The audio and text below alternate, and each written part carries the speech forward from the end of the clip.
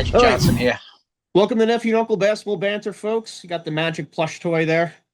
That's got to be over 30 years old, that thing, Uncle We're getting there, but still Dave. holds the record for triple doubles in playoffs, even though playing half the games of LeBron, who's still behind him, by the way. I guess we'll start with the game of the night last night, Uncle Dave, that most people had their eyes on, especially where we are in the New York area, the Knicks and Hawks. Oh And yeah, basically, this game felt a lot similar to the last game. The Knicks yeah, basically just controlled it pretty much throughout. And there were some good signs you had early on. You had Mikal Bridges hitting a pull-up jumper. You had Jordan Clarkson on an N1 drive. Josh Hart had 7 first-quarter points. These are things that Knicks fans definitely wanted to see. You had Mitchell Robinson. He missed 2 free throws, but then you have a putback dunk that he had on a Deuce McBride rebound. What did you make of this Hawks and Knicks game 4? well, you know, they you saw they finally, even though Jalen had a big night, at least Cat touched the ball enough. They just don't have any size. The Hawks. The Hawks look like the JV team size wise to the varsity team, which is the Knicks. I mean, they finally went double big twice last night. They got a good plus minus out of it. But again, Robinson gives you so many problems. He's a great offensive rebounder. He is a shot blocker. Cat really not as much of a shot blocker, even though I'm sure he plays enough minutes where he gets a couple. But I think that's just a physical advantage on for the Knicks. I mean, what is the Hawks post game? I mean, it's just it's non-existent. So there's not much you can say about how bad this Hawks post game is. They got killed on the board. It's 48-27 on the backboard. Knicks shoot 57% for the game. The Hawks we knew weren't a defensive team coming in, but Jesus Lord, to give up 57% to the Knicks is a little crazy. Brunson 15 for 23, and Cat doesn't get a ton of shots, but again 5 for 7. Anunoby, my favorite Knick, 5 for 8, 10 rebounds to him, 14 for Towns. Just a physical difference in the game. It's not that the Hawks shot terribly. I mean, 44% is not good, but it is not horrendous like some of these other games like Cleveland and Toronto have been shooting 33%. But the Hawks just CJ only went 3 for 10. That veteran presence didn't get going last night. Kuminga got early foul trouble. That really hurt. He got 2 quick fouls. There were some shady calls in that one. I thought Daniels and Johnson did a good job, but just not enough. I just think there's a physical difference there last night. And like I said, starts on the backboard. And Well, that's what you see take place in these series now. Physicality really can play a factor here, especially when you're wearing it on these guys. You bang into each other constantly now. That can take its toll. Whereas in the regular season, you just have to match up with these teams. It's not often. It's not like you're sure, playing a team 3 times in 5 days like how it is in the playoffs. So absolutely. it's a stark contrast compared to the regular season. And you're seeing it now in teams like the Pistons and also what happened with this series now is taking place as well.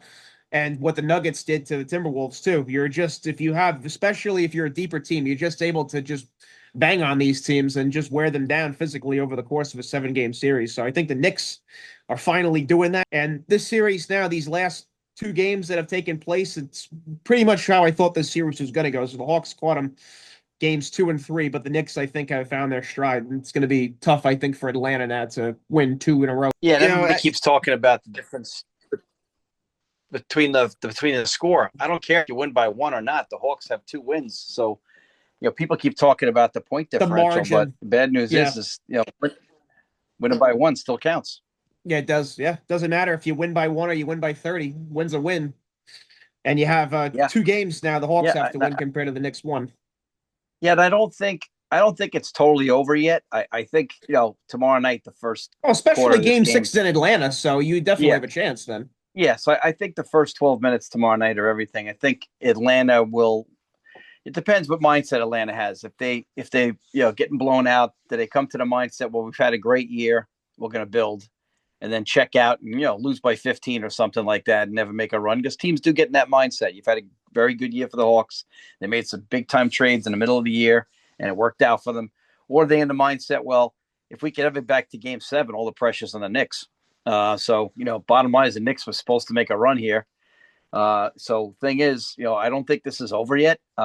Like I said, I think the Knicks, if they're just patient and throw the ball in the hole and make teams at least double so you can swing the ball, I think that could be a great thing. But it depends. Are the Knicks going to be patient enough? That's Jose Alvarado last night, 4 for 7. Also, I mean, just Yeah, he was Hart doing contributing.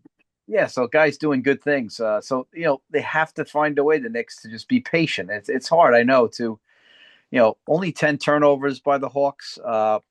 Like I said, I still don't know why Buddy Hield doesn't play. Plays 4 minutes last night, goes 2 for 3. I don't know why you don't need that kind of shooting on the floor, but I guess Yeah, some he's a guy who systems could give you set them up. 25 if you play him enough. Yeah. He's Oh yeah. certainly a scorer. I don't know why you don't have a guy out there. Just Yeah. to me, it doesn't make any sense, especially if you have a guy who could flat out stick it. You have to at least throw him out there. The guy can maybe win you the game. It's about putting the Oh ball in yeah. the hole. And he can hit it from 34, 35 feet once in a while. He's no joke. No, So absolutely. defensively he leaves a lot to be desired, but so does the whole Hawks team. So again, if the Knicks are patient enough, I just see this as a physicality issue. If they're Well, patient and I think they are because you look at this game, they only took 26 3-point shots. It shows you they were willing to pound the ball down low and drive it to the lane. That's what absolutely, I think paid big dividends, I think, for the Knicks. So this whole notion you have to just jack up a bunch of threes in order to win in today's game is not the truth. I mean, true, look at the Knicks. They took 16 less 3-point shots than the Hawks, and they wound up winning this game easily. absolutely. This was a great example of you don't have to do it that way. I think you got to read the situation, or the phrase "read the defense," which is apropos. And look at the Uh, free throw difference, 34 to 17 on free throw yeah, attempts. There you yeah. go. And you know what? Like we said before, if you're gonna hack guys, then you're gonna be in the bonus early. So I mean, again, this first 12 minutes tomorrow night, or tomorrow night, is key. We'll see if like I said, if the Hawks are gonna check in or check out, and no one would say anything bad if they lost by 15 tomorrow night, and the Hawks know that. So the thing is, are you gonna do that, or are you gonna say, hey, while I'm here, why not? A lot of teams don't have that mindset. A lot of teams do, but a lot of teams don't. You're gonna find out tomorrow night, and you're gonna if the Hawks realize, I think C.J. McCollum will probably have them in the proper frame of mind, and so will Quinn Schneider, who's been here before. But you just never know what they're going to do. What's going to help prevent that, I think, a little bit is the fact that they're home. So you're going to have the home crowd behind you. That might well, propel you a little bit as well. well, don't forget, I was asked today on a thing who's the worst sports crowd in basketball, and I think it's the Hawk fans. If you remember that game the other night, it's not like a Knick crowd. So I would say that Knick fans travel very well, and I think they'll be there. But yeah, Hawk fans, it's a very transient city, so I don't know if they're great fans, but we'll find out. We'll see if the Hawk fans show up. And I would show up and root for the Hawks if I'm a Hawk fan. I mean, this is a young team, besides CJ, and you are going to add pieces. Like I said, are you going to settle for just getting there and making tremendous progress? But then people forget, 3 or 4 years ago, they made it to the Eastern Conference Finals, and we talked back then before we started the show that you're not going to start back at the Eastern Conference Finals the next year. You're going to have to go through it again. And that's what teams don't understand. I think they think they're just going to get back there every year. So that's why I always say, hey, while you're here, don't tell me the nice story that you had a nice year. Finish this out and let's get this done and take a shot. Absolutely. The only thing is, like you said, the Hawks, even if it's a mailed-in game, let's say where they have a chance to come back, and let's say they don't, it's still an excellent year for them this Oh, year, it and is. definitely an overachieving year, no question about it. It's a great year, and the GM's gambles paid off. This team, when they got rid of Trae Young, probably didn't, and Porzingis probably did not think about making the playoffs. Oh, you thought it's like a rebuilding situation, You right? thought maybe they were tanking. You thought maybe they were tanking for a good pick, and this is a year to have a great pick. And obviously, it worked out. It shows you to have a good veteran like CJ McCollum, who's been in the league now for over a decade. That could really help a team out. I think he's absolutely huge when it comes to this team. If you take him off this team, this Hawks team might have been a 35-win team instead. I tell you what, you have him on the Pistons, they're up 3-1. We'll certainly get into that as well. Yeah. Well, then we'll switch over, Uncle Dave, to the Celtics and the 76ers, which this game, I mean, normally Celtics, when it comes to closing games out at Boston Garden, they take care of business. And the Celtics in this game were completely in control in the first half. And Yep. then the second half just happens, and it's just they fall apart completely. Yeah, this was wild. But then again, we still haven't seen what we asked. As I said to you, which team is going to win the game where they shoot in the middle? So last night they go 15 for 42, which is the Sixers do that. The Celtics go 11 for 39. So again, when they lose these shots, it's just not even it's not even, you can't even make it up.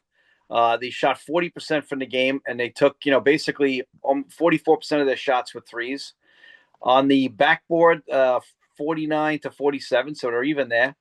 But then the Sixers come out and shoot 50% and shoot 35% from three. They get a plus 12, the Sixers, on the 3-point line. So, this game was a little closer than that final score, but they could just never get over the hump. And I have to say, Joel Embiid looked great. Makes you That is wonder. shocking to me that he's come back and looked as good as he has. I mean, the Yeah, game that he played, game five, he played an excellent game. I mean, he was even yeah, better this game. yeah. Unbelievable. I just can't believe he only gets 4 rebounds, but he gets 8 assists. And this is a Celtic hole. So if the Well, Celtics do, they're double teaming him every time he gets the ball yeah. on the block. But if the Celtics do move forward and the Knicks move forward, this is where the series changes for Cat. In this next series, the Celtics do have some big bodies, but they're pop out and shoot big bodies. So this is where Cat punishing on the block could still do it, but will he get sucked in if we get there? But first, we got to get there. Edgecombe, again, not good last night. His last couple of games have not been good. Maxey looked really good, 10 for 18. I tell you, I think he's the best point guard in the league. Edgecombe reminds me of like a young Russell Westbrook. He's just really raw right now. He'll get Yep. a little more Quentin Grimes polish. was the key last night, though. Quentin Grimes gets you 18. He gets you 18 points. You don't expect that out of How him. about Quentin Grimes? He gets fouled on a 3-point shot, and then he hits a 3-point shot right after. That was a huge Yeah. 6-point swing right there. Yeah. And Paul George is 4 for 9 from three in the series. He's shooting like 48% from three. My question is, where's the rest of the threes? Yeah. So he plays 43 minutes last night. That could come back to bite you because he is very frail these days. But again, they shoot 50% for the game, and this is the new Celtic thing. And reading some articles about Coach, he's a great coach, Missoula. Missoula. But his thing is, and he really believes this, he's going to make you shoot threes because he believes if I shoot enough threes and you shoot in twos, I win. And he really believes that mathematically. He believes it like a lot of these guys do at the math. He believes it like like the Alabama coach Oates. He believes it, and it's something he really believes in. And I don't like it, but I'm not saying he's wrong. It's obviously done very well for him.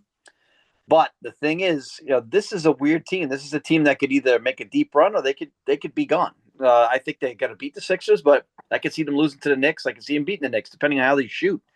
But he really believes in that philosophy. He believes if you take enough twos and I hit my threes, I win. And you know what?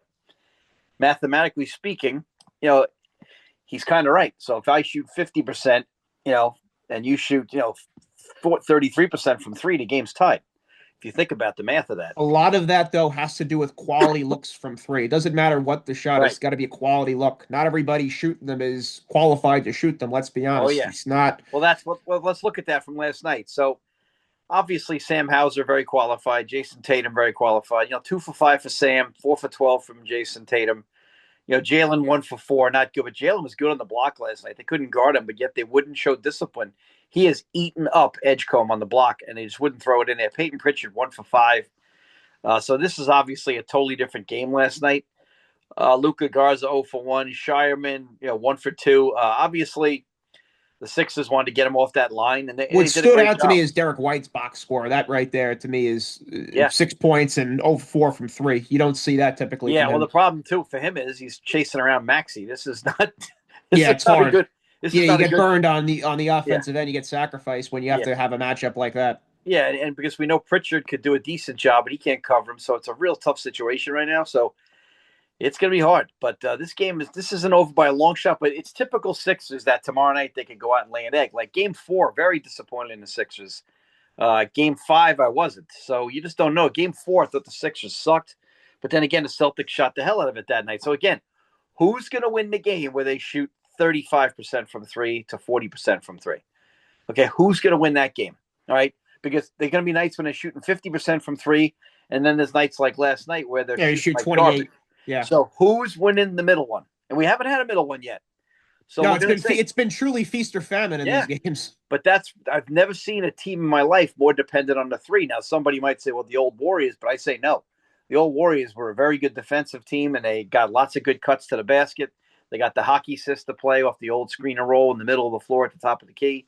This team is so reliant on threes, and this is just something they believe in. And I give them credit; they stick to their guns, and it's going to drive Celtic fans crazy. But Brown can post up any forward in this league or any guard in this league. There's nobody who can cover him down there.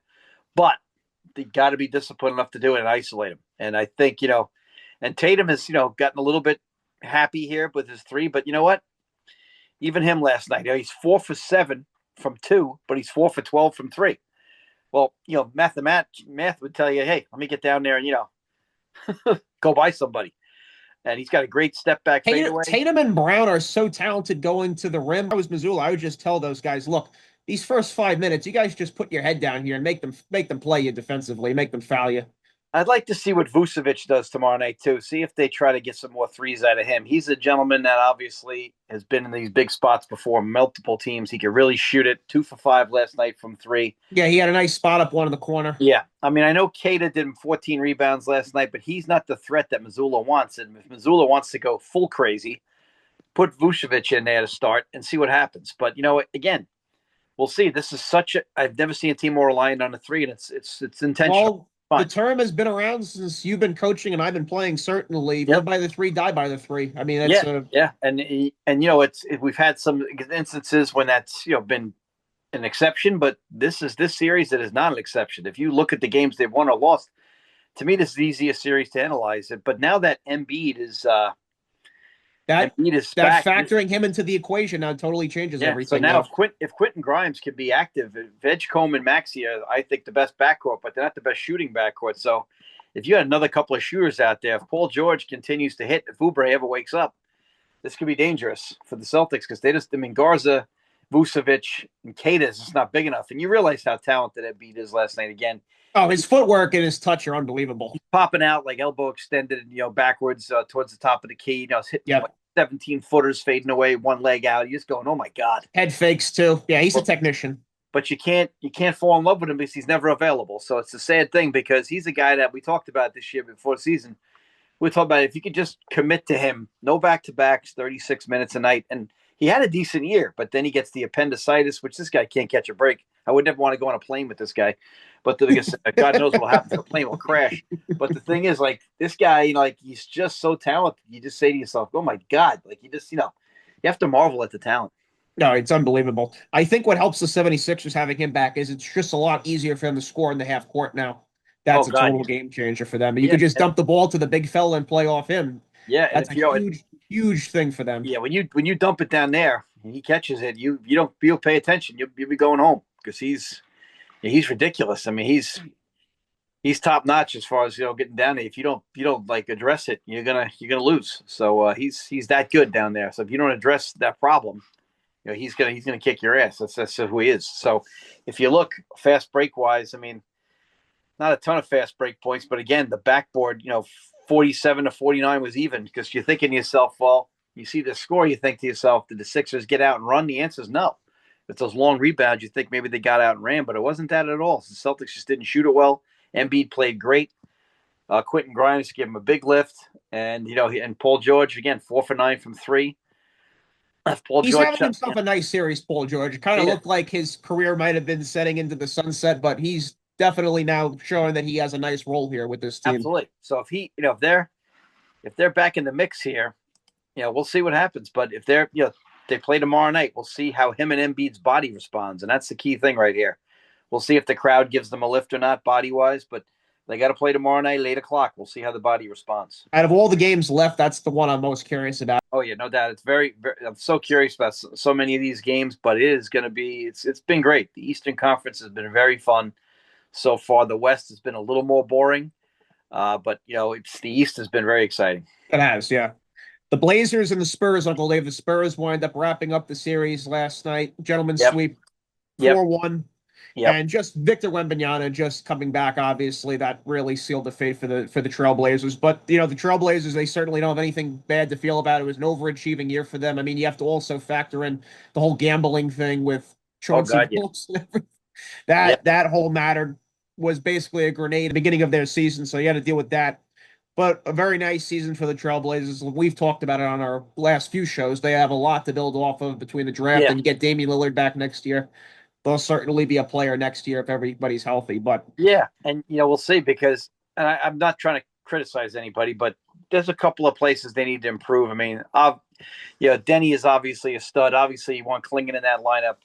What they drew with Drew is beyond me. We know Scoot can play, but you got to get a little more than a guy like Kamara out there, who's a decent player. But if can he be in your starting five if you're really a great team? I don't know. I'm not criticizing. He did 8 rebounds last night, did a nice job. But you need a guy who can put the ball in the basket today. And the games are so high scoring today. I know they're in the playoffs a little better. Rob Williams is obviously going to be a good part of this team. Drew didn't play well last night. 6 rebounds, 7 assists for Drew is a bad night for him, but he did go 3 for 14, and that hurts. But again, Scoot last night only 2 for 6. That can't happen. But then again, this is where the Spurs can be scary. The defensive side of the ball here, the Aaron Fox is still just a live weapon. He's just a beast, and Steph Castle might be the best defender. Who's not. All five of their starters get double figures last night. Yeah, and then Wembenyama has obviously changed his scene. Champagne is coming into a nice player. Vassal's done a good job, but again, and they come off the bench with Johnson and Harper. I mean, Harper off the bench and Harrison Barnes. That's a ridiculous bench. That's 9 legit deep. It's a little crazy. You got Harrison Barnes, a good player coming off your bench. I mean, and Luke Cornett does a solid job. Yeah, This team, Kelly Olynyk doesn't even play too. yeah, this is a good solid 9-10 deep, and neither is Plumlee and neither is Biombo. I mean, this is a good squad here. So I mean, this team is they're dangerous. I just want to see who the guy is down the stretch of the game. I know last night it was Fox, but Portland gave away that one game where this would be 3-2 right now. They did give away a 15-point lead. The game when Wembanyama was out, you had to win that right, game. They had the chance and they let it go because Castle took over and got 33, and Denny only went 3 for 15 that night. Dylan Harper had a great series too. Yeah, but here we are. I mean, Castle. This is where this team could be scary. I mean, I don't think either one of the teams between the Nugs or the Wolves could beat them in this next series. I don't think that'll happen. I think the perimeter defense is going to be too good for the Spurs. I just don't think Jamal Murray. I just don't think. I think some of his better days, and I love Jamal Murray, but I think some of his better days are they just don't have the perimeter skills to they need another couple of good players to get away with this team. You're not going to be able to get Castle off of you. You're not going to be able to get Fox off of you. This is just going to be rough. And then when you get to we'll see what they do with Wemby. You got to hope one of those guys has a bad series against you. Yeah, but the thing is, you just say to yourself, defensively, defense doesn't really take that night off, and that's the scary part here.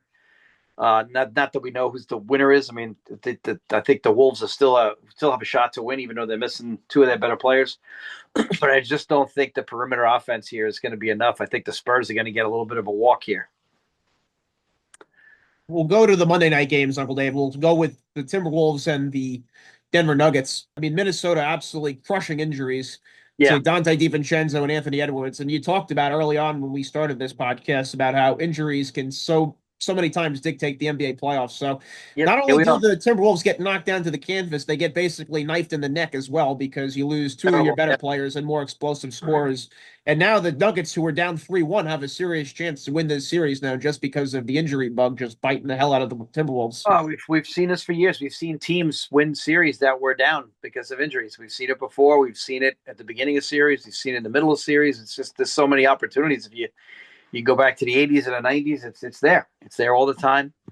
89 Lakers, run through the playoffs. I know the Pistons won that year, but the 89 Lakers run through the playoffs 11-0, and then Magic pulls a hamstring in game 2 when they're up, about to make it 1-1. I know it's only the second quarter, but that makes a big difference. I know the Pistons win that year, and then Byron Scott the next night. So I mean, it's just a totally different situation here. So we've seen this before. It's happened in the 90s. It's happened with the Warriors. We're very fortunate on their run a couple of times.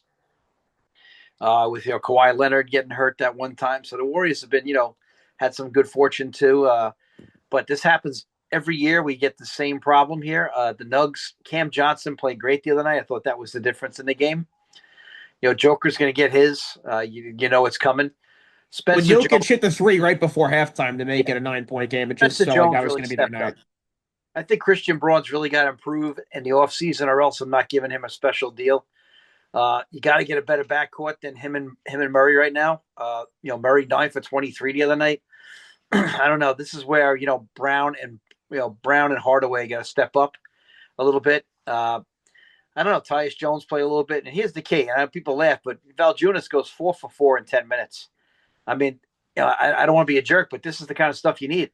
You need to get this guy some more minutes. Plus, he's a dirtbag in a good way. He takes up space. He's a big dude. He's not like a skinny center. No. This is the team that this game is going to be interesting. I just feel for the Wolves. I'm not a Wolf fan by any means, but I feel for these teams who get gypped out of that. Julius Randle obviously is going to have to lead the charge here. He's capable of going off for a night or two.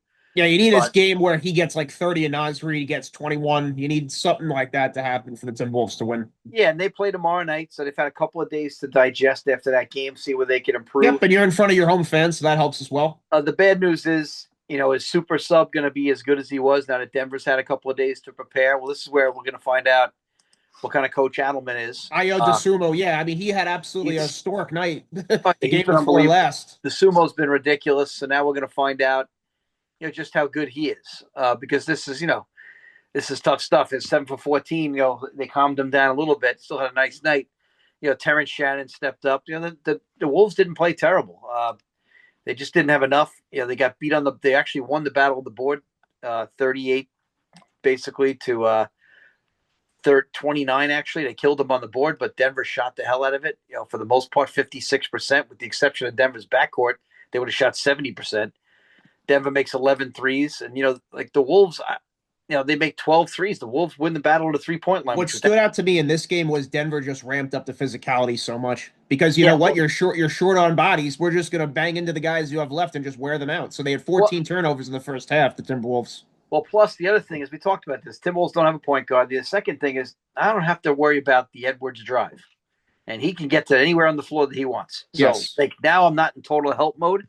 It takes my slow rotations and my slow foot speed and makes up for some of that because now Yeah, I can those shooting lanes are not now right. nearly as wide open for And guys. now I Yep. can cheat mentally. And like I said, the Wolves didn't play bad, but Denver's defense has been criticized, and I think that probably holds up in the locker room when you're hanging on the wall.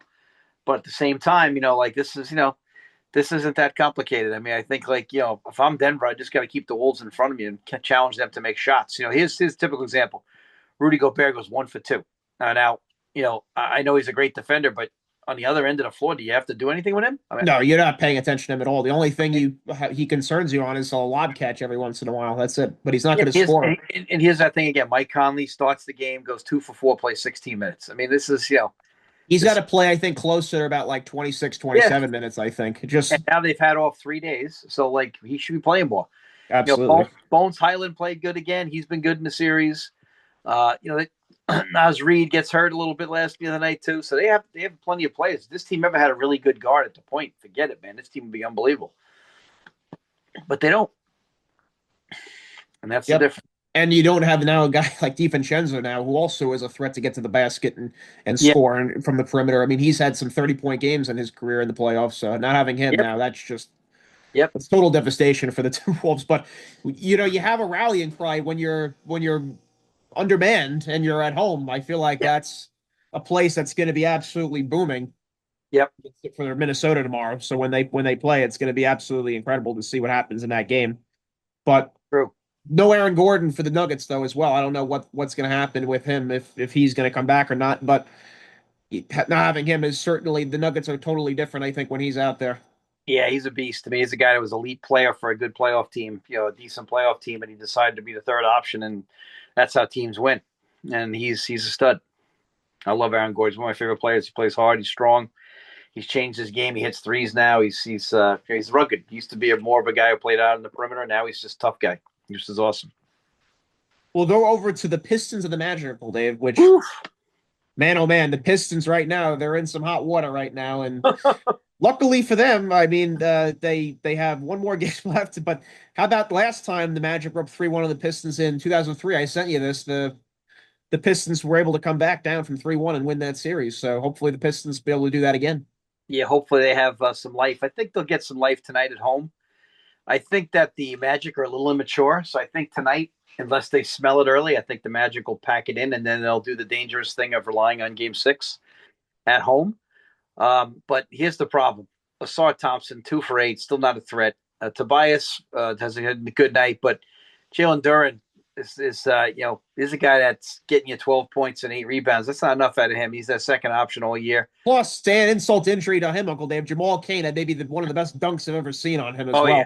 Well, Unbelievable. they shot 37.8%, and this is what we talked about. You go get McCollum, or you get a guy, like our boy there in Sacramento. I mean, this is a different story. This team just needed that, and they just don't have that. You need that extra bucket when Cade goes to the bench. You need like that 6-minute bucket. You say you got to run some plays to a guy.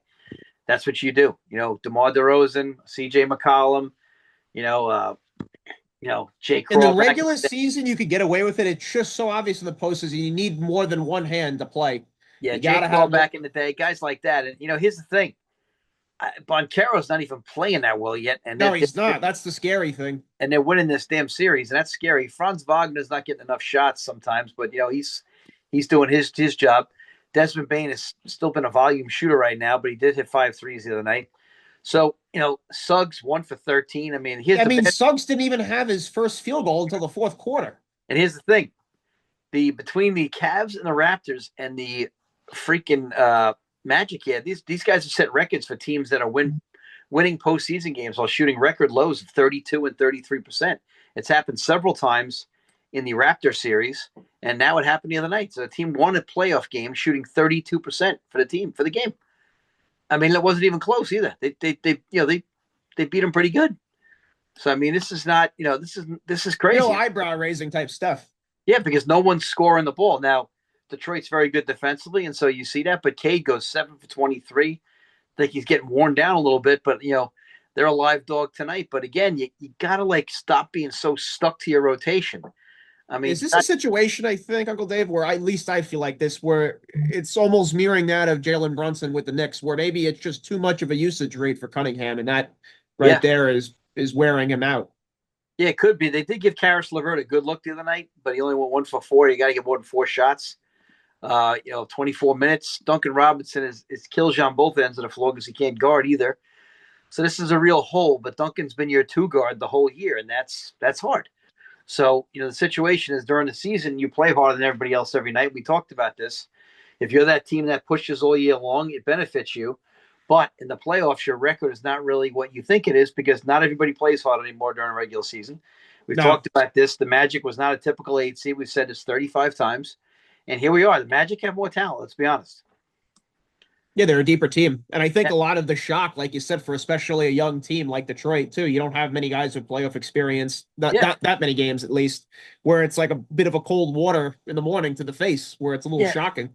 And that's why this is scary. You can't, if you're Detroit, you could go home and say, well, the Magic shot 52%. I feel good. They shot 32%. You're not going to shoot 32% again tonight.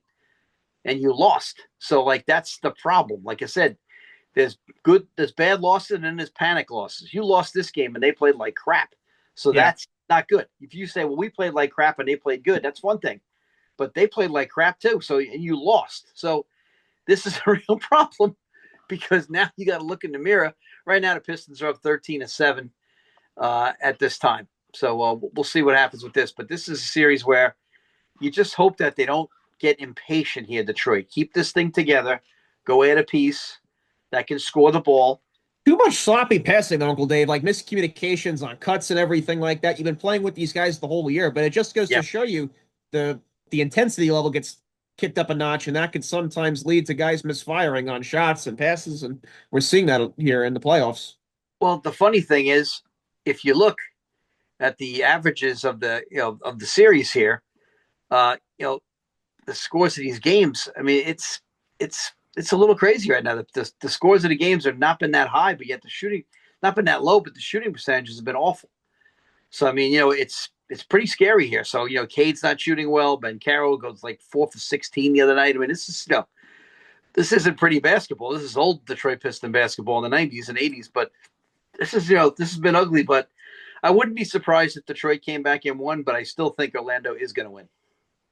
I think there's only been one time, I think there's been five times where an eight seed was up on a one, 3-1, and didn't win it. And that was when the Pistons and the Magic in '03. That's the only other time it happened. But all the other teams were able to close it out, that eight seed when they're up 3-1. Those Piston teams were loaded back then, though, and they had veterans.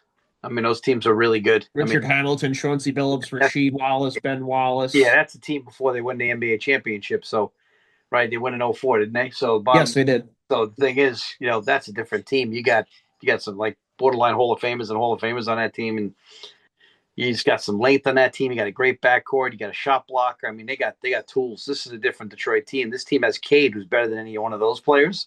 But does he have enough around him? We'll have to find out. The Thunder and the Suns. Yeah, It's not a reflection of the Suns here. You're just dealing with maybe one of the best teams ever right now, with one of the Yep. best players ever in his prime right now, and it's just tough to stop a guy when he's locked in like they are and extremely hungry and motivated still like they are, because they're still a young team, which is scary for the rest of the NBA here, because Yeah. they keep this nucleus together. This could be a regular thing. Yeah. Them and the Spurs could have some good battles for several years coming up. And I think the whole world wants to see the first one this year. But I'm sure the Nuggets don't want to see that, or the Wolves don't want to see that. But I think the world would be waiting for that. I think personally, now I know they're both smaller markets. I think the ratings for Thunder Spurs would be Oh, off it would be the chart. huge, I think. I agree with you. I agree. I think just out They of might be higher than curiosity, the finals, actually. because Wemby brings everybody's eyeballs to the set. Chet does a little bit. Obviously, the MVP does as well. But Wemby's the freak show here that everybody's going to want to see. And then when they get a load of him, they notice how good this. I'm talking about the casual fan. They'll tune in and realize just how good Castle is, And and Fox. they'll be hooked. I mean, Yeah. Castle is just a different cat. I mean, he's unbelievable. So the bad news is I think we're good. I think if you're in the West, like your window might be done real quick, and that's so frustrating because the West is already stacked for next year. We talked about Portland when they get Damon Lillard back. I mean, Jesus, he sees this team, he's got to be drooling. He's Oh, got to be. absolutely. He probably thought about trying to come back now. So I mean, Yep. he's got to And the be thinking, general right? manager of the Blazers got to be licking their chops too, because you have a situation where Oh, you can make that really good really quickly. yeah. And so I don't know what kind of pick they're going to have this year, but if they get a good pick, I mean, like I said, this draft is nuts. I mean, this is the deepest draft, like I said, personally, I've ever seen. That doesn't mean it'll turn out to be the best draft, but I'm talking about there's a good 20 players in here physically that are ready, mentally that are ready, guys that are ready now. This is not 1958 where the rookies got to learn this stuff. That's a good 15 to 20 guys ready right now to contribute. And if you can't find one of those, I think the coach needs to get a head check. There's not Larry Brown crap where we're sitting D Wade, LeBron, and Carmelo at the Olympics because they're rookies. It's that kind of Right. crap. So thank God Larry isn't coaching any of these teams. Not a big Larry fan, as you know. But this. I don't know what kind of pick they're going to get, but you can get a good pick at the 20 spot here. I'm telling you. Look at a kid like Lundenborg from freaking Michigan. This kid's not going to go in the top 5 or 6 picks, but somebody's going to get him around 10 or 11. I don't remember a 10 or 11 pick that was that ready physically. That's just going to be, you know, legitimately, he'll be 10th or 11th, which shows you just how deep this draft is. And he's a really good player. We'll cover a couple of the Sunday games here with the Rockets and the Lakers here. The Rockets are able to avoid a sweep and win this game 4, but now we're hearing that Kevin Durant is not going to play game 5, but which goes to show you, I don't understand why he wouldn't. I mean, you're on the brink of elimination here. They're able to get a win for Something's you. wrong here, dude. This is shady. This is going You to come didn't out. play game 4 for an ankle sprain, but now you have a couple more days. You figure game 5 you'd be playing, so And he he's not played in game 2. right. Yeah, so I So don't understand that. something's fishy here. There's something fishy here, and this will come out later. They'll never say it now because the NBA doesn't want to destroy their own product while it's going on. But this is a disgrace. I'll try to control my language, but if I ever hear anybody ever again compare this guy to like a Larry Bird or a LeBron James, I'm sorry. He's one of the most talented players of all time, but that doesn't mean you're one of the best players of all time. This kind of crap is why he is not even a pimple on their ass. Okay, that's the nicest way I could say it. This guy is a moody bitch. He always has been. I'm sorry. If I have to put him on one of my top, I can put him on a team where he doesn't have to lead. But the minute he's responsible, he shrivels up into a ball of nothing. He's moody, great player, all that. Now, hardcore basketball fans understand this moment, Uncle Dave. You were around when it was happening, but look at Yep, what like Isaiah Thomas did in 1988 when he yep. rolls his ankle against the Lakers here. He goes out and has one of the best performances on one foot, Best basically. quarter I've ever seen in my life. Yeah. And I was rooting for the other team. So, he's got Michael Cooper covering him, AC Green coming. These are good defenders. And All, by the way, have at least 6 inches on him as yeah, well. and he's hitting step backs with one leg. I mean, just ridiculous. So, this is just a disgrace. They're going to find out something later. Like I said, the NBA will never let this out right now. But this is a disgrace. There's something going on here where he doesn't like coach, a coach doesn't like him. There's something going on here. Plus, you said the Reed Shepard situation with Udoka Yep. from the general Yep. manager. Something really odd is going There's on with the something really Rockets. odd here. And let me repeat this. He sent me this link and I almost had a seizure. I do not want this man anywhere near Cooper Flag. Yes, well, there's also a report that the Oh, Mavericks will be interested in oh, taking an offer for Kevin Durant if the Rockets are willing to ship him. So I wouldn't take him for a bag of balls. This guy is poison when he has to be the leader. I don't want him. I don't want him. We'll take Kyrie and Cooper and a draft pick, and let's go. We got shot blockers on this team. We got enough. We're going to get a good draft pick. The NBA is going to fix it. I'm telling you right now. NBA is going to make sure the Mavs get a good one. You get Kyrie, Cooper. They got good shot blockers there. All right. We got, a couple of really big skyscrapers in the middle. We got great length. Cooper's one of those great lengths. We go out, we get a guy like the banter or somebody like that. Forget it, man. We'll go into town. And Kyrie's just got to not flake out, and we'll be fine. We don't need KD. We don't need a guy to be a bitch, and then when he gets a mood, it gets another coach fired. I was reading something the other day. Every coach that he's had, he's gotten fired. So this guy, I'm sorry. I don't want to hear about him anymore. Plus, it's bizarre, Uncle Dave. A guy who's an all-time great Yep. player like him, he's on his fifth team already. That's just bizarre. You don't see guys at that level on five teams now, which would be a sixth team next year. Yeah, and it's just a disgrace. It's a high-level disgrace. I mean, this is shady. This guy's out with an ankle. Larry Bird had no back. Yeah. And came back with a concussion against the Pacers in a 5-game series. In Game 5, after you already won 3 titles, came back and banged it on Reggie That's Miller. what I was thinking. I'm like, guys like Michael Jordan, Larry Bird, Magic Johnson, just got to be shaking their head when they hear this. Your team's on the brink of elimination and you're sitting out with an ankle. There's no tomorrow. Right. Now, I would say a team that's ready to win now with great leaders could pick him up. Now, so if the Warriors want to go get this guy again. Yeah, I said that to me. I think that was the number one spot, I think. I get that. Because especially because Green and Curry are on their last legs. Right. If the Knicks want to do it. Yep. I get it. Okay, right. I get it. Jalen Not Brunson, a young team, though, like the Mavericks. No, no way. No. We don't need this guy poisoning the fruit on the tree. Or if you're like the Pacers, you stay away from that. Yeah, well, Rick Carlisle might be able to handle him. And I think Halliburton's crazy enough maybe where he can handle him. And Pascal Siakam could handle him. But you have to be a veteran-laced team to have this guy. And I'm telling you right now, this is not – I don't want him anywhere near Cooper Flag. And him and KD and Kyrie and Dallas, no. This is not going to be a good situation. This will be horrendous. They'll be killing Jason Kidd behind his back.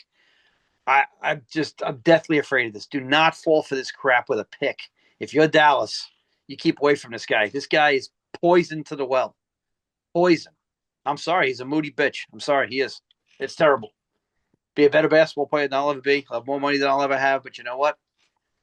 I don't chicken out, man. And I'll just have that over this guy. This is soft crap right here. This is soft as dog shit. And I'm waiting for Shaq or somebody like that to have the balls to say it. Because Shaq or Barkley will say it. Yeah, I think so too. So Kenny Smith will walk it down, but those other 2 guys will say something. This is crap right here. This is not a legitimate injury. I'm sorry. Yeah. Yep. No, there's something more to it than what we know for sure. But this is a game, obviously, just what stands out. LeBron with just 10 points at 2 for 9. I think this was a situation where the Lakers are like, all right, we go back to the crib and we wrap this up. Where you talk about the mail-in games, this is one that really fits that description, I think, to a T. Well, and really, that's kind of what happened. Yeah, and we'll see tonight. And you know what? You got to be proud of LeBron in this series. And it's not my favorite player, as you know. But DeAndre Ayton, again, this guy was cast out for some reason for his team being up 2-0. We had to find a scapegoat. We couldn't find Chris Paul or Devin Booker. This guy goes 9 for 12 the other night with 10 boards against a team that has great big guys. And so this guy goes off. And this guy's a good player. The Lakers did the right thing. It's a good move by the GM. They did pick up Marcus Smart, obviously. This is a good GMing year for the Lakes. I got to give them credit. And plus, I think JJ Redick is now – he's cemented himself, I think, for quite a while now as the Lakers coach with the year he's having now this year. Yeah, well, plus he's doing different things with LeBron. Maybe LeBron's letting him. We talked about it. You've been begging for it for a while. Put LeBron at the high post and run stuff off of him that way, and that's the way to do it. And that's what they've been doing. Marcus Smart, the point, that's the perfect touch. Yeah, save the legs. Let him do something else, a little less running. I still think the other night when they were not playing well, maybe they should have got LeBron a little bit more of a blow. He did play 33 minutes. I mean, maybe he won't come out. He is that kind of guy. He doesn't want to come out ever. I get that, and I respect that about him. But that's why I say you can't compare the other guy to this guy. This guy plays. You don't have to like this guy or not. But this guy plays. He doesn't take days off. He tries not to take days off anyway. He does a little bit. But this guy plays basketball. And supposedly Luka's not coming back for the next series, even if they win. Right. Reeves might play tonight, I heard, actually. So yeah, Reeves he might be in there. I tell you what, though, if they bring him, if Reeves comes back, I still run the same stuff through LeBron. No, they shouldn't change anything they're doing at all. No. You should let LeBron that high post. You let DeAndre Ayton hang out in the dunker spot. And You if you're tell the Rock, Reeves, hey, cut when you have a lane there, otherwise spot up for a shot, and he'll yeah, find you. I mean, here's the funny thing. Here's the stat of the night, though, and this game was not close. The Lakers only hit 5 threes. That might be the low for a playoff game this year. Think about it. Oh, it definitely is. Yeah. I mean, that's incredible. That's a blowout game. So Dalton connect, 2 for 3. Maybe he catches a little, get something a little going here. I mean, going 2 for 3. Maybe you get something, you find something for him because he can still shoot it. He might not be a great player, but this kid can shoot. Uh, you know, and Rudy was not bad the other night. Neither was DeAndre Ayton. And maybe you got to find something in that. Canardo for 3 from 3. Obviously, they've locked off to him. If I'm the Rockets, I try to cheat off of Marcus Smart and Rudy and see if I can handle LeBron that way. But I just don't think that the It Rockets was so obvious watching this game, body. though. This was a situation where it's like the Lakers, you're a little off, maybe you're a little tired, and the other team's got it going. You just say, hey, you know Yeah, what? We're getting them for yeah, game you mail it five. in. That's what You know, happened. that's what happens. Like Reed Shepard the other night, decent. Men Thompson had a very good night, but again, this is Jabari Smith, 4 for 15, not good. Tyree Easton, 7 for 10. This guy's made a name for himself in this league. It's ridiculous. Some of these guys are so hungry, and some of these other guys are not hungry, and that's what pisses you off. Have to bring up now the Raptors and the Cavaliers game that happened Sunday. Yeah, well, right now they're feeling a lot of pressure. This is not a good situation for the Cavs. All the pressure is on them. This was a very strange game. Again, horrendous shooting by both teams. The Raptors, again, they have those. We talked about this was one of my 3 teams that I was very curious about before the season started. Brandon Ingram has been awful, and the series is 2-2. RJ Barrett was awful, so they shot 32% the other day and won the game. That is insane. And we talked about this. We did with the Magic. Just going to show you that this league is a little strange right now. I mean, I'd give Grady Dick a shot the other night at Garrett Temple, see if they can make a shot. RJ Barrett, 8 for 22. Yeah, but the only guy that shot over 500 for the night was Jakob Poeltl, and he was 4 for 7.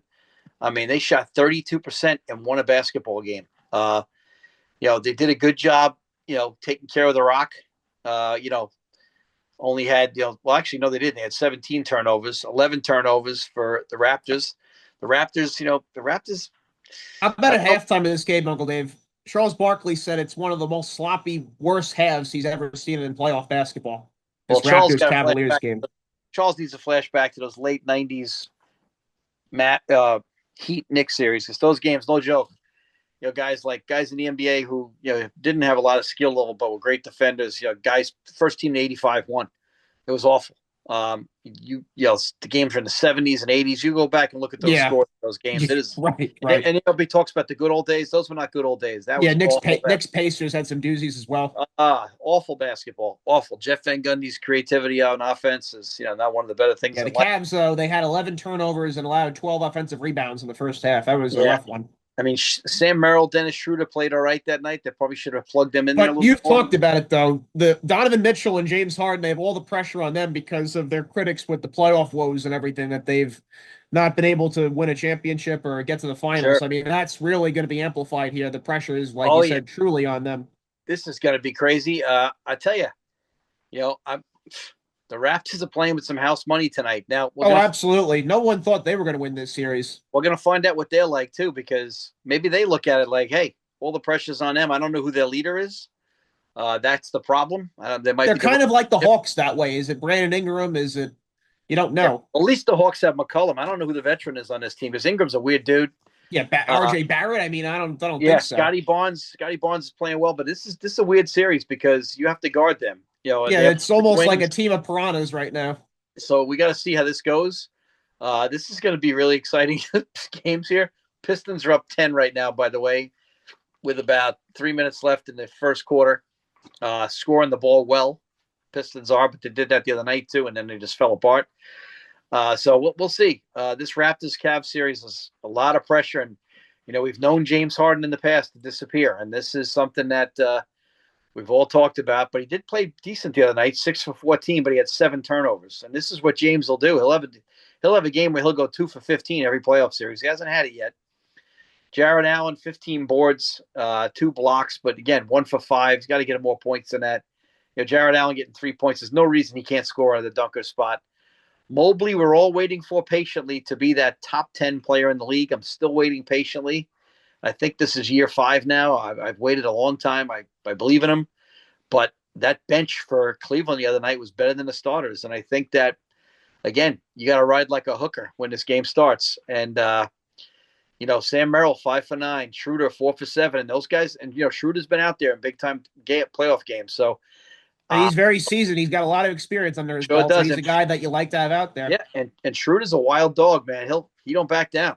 You don't have to love him, but he does not back down. He's been there. He will fight you tooth and nail, and he's a guy that I would love to have out there. Yeah, his head could be off, but he's gonna go. Max Strus 0 for 5. That was a hell of a contract. But Dean Wade, 3 for 5. We'll see. We'll see how this goes. And hey, if you're Kenny Atkinson, we're rooting for you, but the pressure's on tonight. You feel bad for him because then I shouldn't feel too bad. I'm sure he's making like $5 million a year. But but the thing is, this is a situation where they're probably feeling it right now. A good amount of this, though, you have to give credit to the Raptors as well. It's not just all because Cleveland's coming up short. I mean, Toronto is a damn good team. Yeah, this is a good basketball team. And they're, like you said, they're an under the radar, underappreciated team. So you're going in, like you said, with house money. There's nothing to lose. Yeah, well, they got those 3 forwards. That's such a weird matchup because that means like your 2's got to cover one of those guys. So I guess you put your 2 on Barrett or Scotty Barnes, but they're big gentlemen. Ingram's like 6'10" and a half, so you can't put him on them. But yeah, imagine if they had quickly in this series as well. My goodness. It's a tough matchup. It really is. So we got to see what happens. This is going to be a wild situation. This is where the Cavs got to take advantage on the inside. They're going to be patient enough to take advantage of Mobley and Allen on the inside. They weren't the other night. Yeah, the thing is that Allen's not really a post-up player. That's the thing. He's a lob catcher. He's a rim protector. He's not a guy who's going to post up and be a technician. But then we got to get James going downhill. Yeah, exactly. Yep. And when we do, we put Donovan Mitchell in the corner, and we got to get James going down the hill because the bottom line is like Podol cannot handle those 2 guys. Yes. So the thing is, like, an Ingram's not going to mix it up on defense. He can't go. And Mobley's got some offensive skill. You can get him the ball in the block. He can get you a basket. Yeah, this is a situation where it's going to be a fun game, really fun game. We'll end on this, Uncle Dave. So the New York Knicks head coach, Mike Brown, could be on the hot seat even if the Knicks win the East this season, as reported by Sam Amick of The Athletic. So I'll read it right here for you. Quote, the noise surrounding the Knicks, Mike Brown, won't die down unless they reach the NBA Finals, and even that might not be good enough for the first-year New York coach to be safe. Is this a situation, you think, Uncle Dave, where you have maybe Billy Donovan is available and the Knicks now are eyeing guys that are kind of almost a sexy pick like that, and you're because you can't believe Mike Brown in 1 year that would be your 3rd coach in 3 years. That's a crazy situation if that happens. But where does he get this report from? Or is he just making it up for clicks? Because here's the situation: if he gets to the finals, there's no way you can get rid of him. Unless he's got this from some players bitching behind the scenes. Yeah, I don't know where he gets it from. It sounds like he has no basis to say this. It doesn't say what the source is on that. I mean, like, who's the source? Is it a player? Is it an assistant coach? Because I don't believe that. Because Mike Brown has been a successful coach in this league everywhere he's went. Right. Unless you want to believe that Rick Brunson's so nefarious, he hates Mike Brown. Right. So, like, you can believe whatever you want, but Mike Brown, you can like Tibbs and still think Mike Brown's a good coach. I don't understand in the world today. The Knicks fans on the radio drive you crazy. You don't have to have. It doesn't have to be. Both things can be true at one time. Mike Brown was a good coach with the Lakers. He didn't he do a good job in Sacramento until he did. He got into the playoffs with the Kings. So here's the situation. This guy's been a good coach. He's been a good assistant. He's varied his game plan in games 4 and 5 for the Knicks. Cat has touched the ball more, and they highlighted Cat's passing ability and decision making. Oh, he was great last game, yeah. And you know what? He's unlocked something in Cat. Now, we've never seen Cat be this emotional, which I like personally, because I think a guy like Cat needs to get some emotion. But he's unlocked something in this guy. So they could lose this series and him not be a bad coach. And that's the part that people don't get. Now, Dolan doesn't care. He's got a ton of money, so they'll pay the guy. But why would you?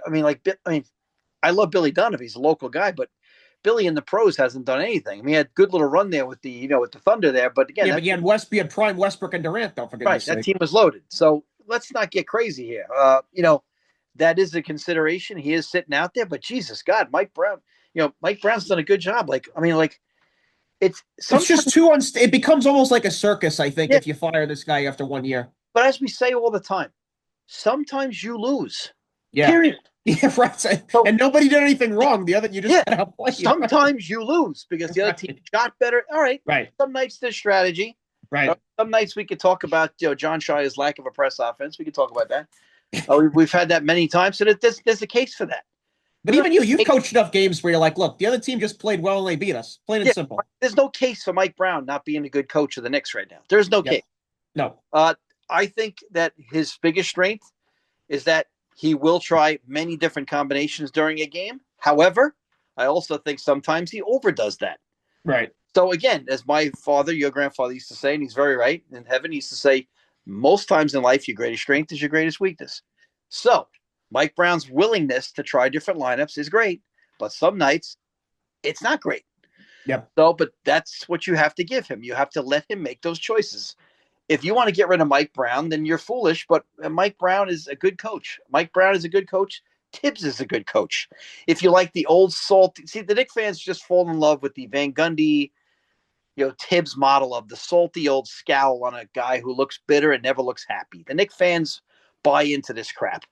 All right, they had Pat Riley for a while, the smooth-looking guy, but now they fell in love with the guy who never looks happy and is grouchy on the sideline. The Knicks fan loves this. They try to portray themselves as this tough New Yorker mentality. Okay, bottom line is Mike Brown can coach. Just because he's not scowling on the sideline with a Diet Coke doesn't Yeah. mean he can't coach. Okay, so let's call this what it is. Have some patience and let the man do his job. All right. So if I have the plumber come over, I let the plumber plumb. All right. So the bottom line is like this is ridiculous. This guy has tried something different. He's playing a little more guys. He's got to be careful with that because sometimes you overdo it. We all make mistakes. But this man can coach, and so can Tibbs. We don't have to have an either or. And Billy Donovan comes in here. Who knows how Billy wants to play. But if I think what's going to happen is if they don't win, if they don't have a good run here, they'll break up the team. That's what I think. Well, I talked about on the last show. I gave you the topic of Karl Anthony Towns. They'd shop him. There definitely a big move would be made, I think, if they don't Yeah, if well, they don't go deep. this is Cat's 11th year in the league, 10th year in the league. So, all right, he's been given. He's a very good player. He's triple double I machine. think he's kind of made himself a New York favorite, though. I think a bit here. So I think Knicks fans, even them, I think would be kind of skeptical. Like, unless I mean, if you're telling me you're bringing in Antetokounmpo in here, then I think all of a sudden those things go Sure, away. But sure. it's tough, because I think you have a really good nucleus between Brunson, Anunoby, and Towns. It's a really good I'm group, not I think. I'm not letting Anunoby out the door. I'll tell you right now. I'm Yeah, not letting yeah, him out the door, and I'm not letting Hart out the door because those guys help you win without the ball. yeah. Those guys are rare. I'm not letting Robinson out the door. You want to do Cat and somebody else for the Greek Freak? Okay, I'll hear you out. But when the Greek Freak comes in and can't make a jump shot, I don't want to hear you. Right. When Karl Anthony Towns can pop out and bang a three and the Greek can't do that, I don't want to hear you. Now, the Greek does other things. The Greek's a better player than Karl Anthony Towns. We know that. But when the Greek then forces it and takes three bodies on his way to the basket, most nights it works for him, but there'll be nights when it doesn't work for him. And the thing is, Greek Freak, he can run through three guys and make a basket. He's amazing that way. But These he's not the most skilled guy in America in other ways. So if you want a guy who can bang a shot, he ain't your guy. Right. These reports, whether they're sourced or not, I agree with what you said. Where there's smoke is fire, there will be a move of some Yeah. sorts made if the Knicks do not get to the finals. Even if they get to the Eastern Conference Finals, if they don't win that, there'll definitely be a move made some way. And this And is I where think Karl Anthony Towns would be it. you people panic. We've talked about this. We used to use the Mavericks as an example. In today's world, the Mavericks had so many failures, they would have got rid of Dirk Nowitzki. Oh, So, they wouldn't have kept that around, yeah. so you have to be patient. So you have to sit down and you have to evaluate like humans, not emotional fools. Sit there and say, all right, what can help us get the next step, and what do we think does not help us get the next step? You don't have to break everything apart. Guys like Anunoby and Hart help every team, and they're not stars, but Anunoby plays like a star, so he's special. You don't let that get out the door. Because if you're going to strip this thing down, lose Towns and Anunoby, and add the Greek Freak, that's not a championship team. Because Anunoby guards, he's a two-way Well, player. you need other parts. It's not just about the rims. You need other So parts to go along with it. if you want to get rid of Cat and Hart for the Greek Freak, all right, I'd have a tough time giving up Hart, but I can give him up. I'm not giving up Anunoby. I'm not doing Yeah. it. It's like just have some patience, like sit back and think about it. Maybe you could trade up in the lottery. Maybe you could, make a trade. Maybe think about it. These people just overreact, and New York fans, as we know, They're the worst. People always go, "How can you not root for any New York teams?" If you listen to the radio, there's no way you can root for a New York team. It's impossible. Yeah. So annoying. So it's like it's like give me a break, dude. Like step back and like evaluate your team fairly. Take out the stupidity. Like evaluate your team fairly. Know what their weaknesses are. Jalen dribbling around for 25 seconds is a weakness. He took a lot of shots the other night. You still got to see if they're a one-trick pony. This is the good news is the Celtics are vulnerable. If you do get past this round, I would not want to play the Sixers though. It's a bad matchup for the Knicks because the big fella, if he's healthy, is going to be a problem. And that backcourt is athletic as hell. The Maxi and Edgecombe, I think that's going to be terrorizing the NBA, I think, for many years to come. Jay, this is going to be tough. He looks a little tired right now. We shall wrap it up there, folks. Live long and prosper. May the force be with you. Later.